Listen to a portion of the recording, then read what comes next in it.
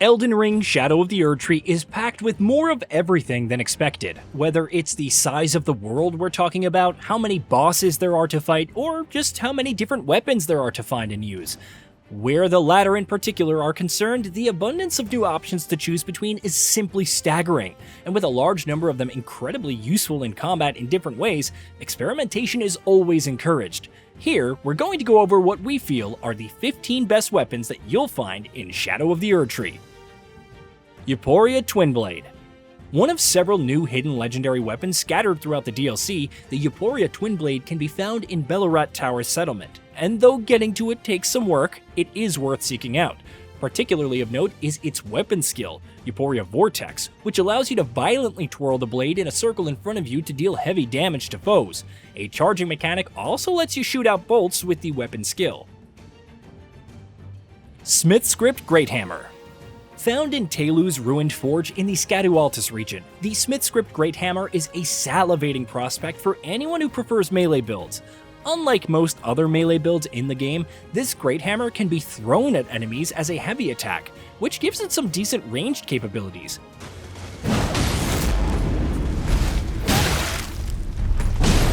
Beyond that, it also has an incredibly useful weapon skill in Endure, which significantly boosts your poise when assuming a stance, making it particularly useful for withstanding heavy-hitting attacks from larger foes. Black Steel Twin Blade. The Black Steel Twin Blade may not boast the sort of high-flying weapon skills that some other weapons in this feature do, but it's still an incredibly useful weapon to have, thanks to a solid set of stats and plenty of upgrade potential with smithing stones. Its weapon skill, Spinning Slash, is an effective move that can deal damage to multiple foes, while a potential follow-up attack can make the skill that much more effective. You can find it on the Black Knight in the camp in the front of Shadow Keep. Dragon Hunter's Great Katana. Shadow of the Erdtree has plenty of new dragon foes and bosses to take on, and if those are fights that you have in your crosshairs, this is a weapon that you'll want. The Dragon Hunter's Great Katana, which can be nabbed off the ancient dragon man in the Dragon's Pit, is extra effective against dragons, thanks not only to the weapon skill Dragon Wound Slash, but also the fact that even the base damage it doles out against dragons is notably higher than most other weapons. Ranas Twin Blade. Obtained in exchange of the remembrance of the Twin Moon Knight, Ranas Twin Blade is one of the best weapons that you will find in the game. That, of course, means defeating one of the expansion's hardest bosses in Ralana, but the reward is well worth it because of the devastating stats that her weapon possesses. The weapon can also be dual-wielded, while its weapon skill, Moon and Fire Stance, imbues it with elemental magic.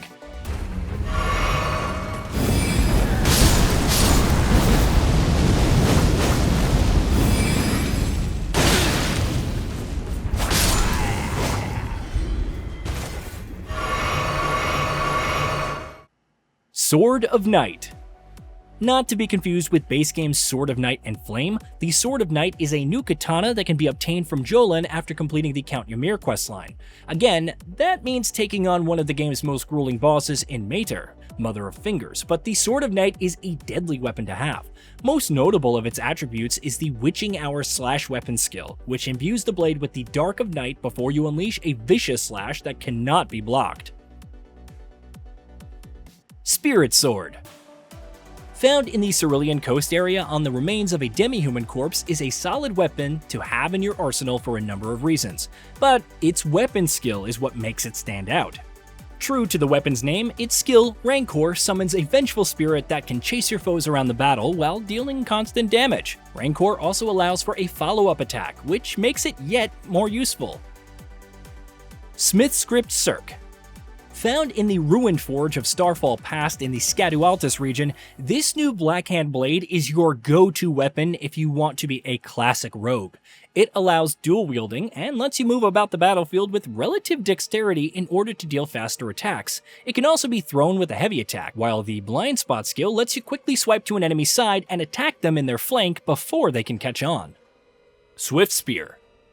If you're melee focused, the Swift Spear is one of the best easy-to-obtain early weapons. Located southeast of the castle front side of Grace, it scales off dexterity and provides some decent range. Its weapon skill is Impaling Thrust, perhaps one of the most underrated weapon skills in the game. It deals good damage, excellent poise damage, which is especially useful against many of the DLC's bosses, and costs very little FP.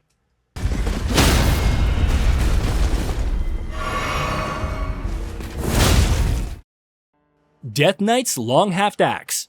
Acquired by defeating the Death Knight in the Scorpion River Catacombs, this new great axe weapon is every bit as formidable as its form suggests. On top of even regular attacks being capable of dealing heavy damage in the hands of the right melee build, it boasts an excellent weapon skill in the form of BlinkBolt, Longhafted Axe, which quite literally transforms you into a bolt of lightning that charges at foes.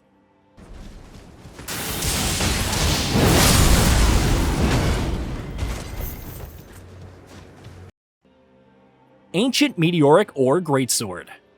The Ancient Meteoric or Greatsword is one of the toughest weapons to find in the entirety of Shadow of the Erdtree, but it's also worth the effort. Found at the ruined forge of Starfall Pass in Scatualtus, though it's way easier said than done, it's a colossal sword that lives up to the description. It also boasts a weapon skill that is excellent for quickly closing on distant enemies while also dealing some damage. Claws of Night.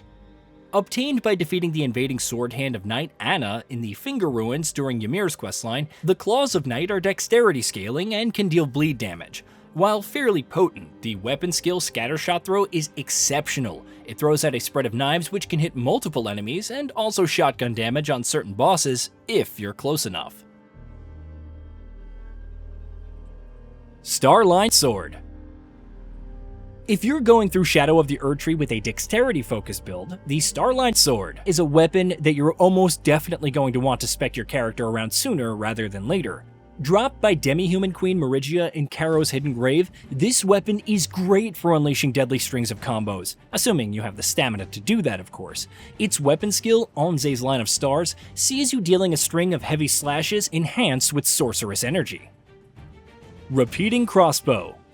For ranged builds, the repeating crossbow is a great weapon to have in your arsenal. You can find it on a corpse in a camp close to the Morth Highway, and we recommend seeking it out because of how useful it is for picking out enemies from a distance. Its skill also lets you shoot out a flurry of quick range shots, which can be particularly effective against larger, more aggressive foes that you want to keep some distance from.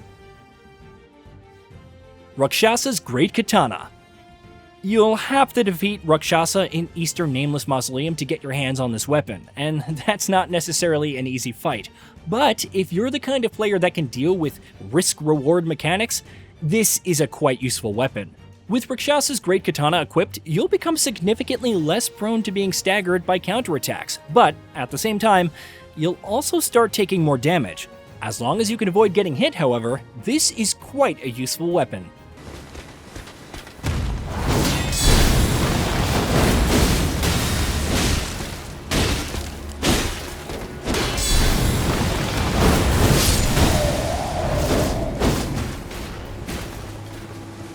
Hey, did you know that we at GamingBolt upload new videos every day? Stick around, drop a like, subscribe, and hit that bell, and let us know what kind of content you'd like to see in the future with a comment below.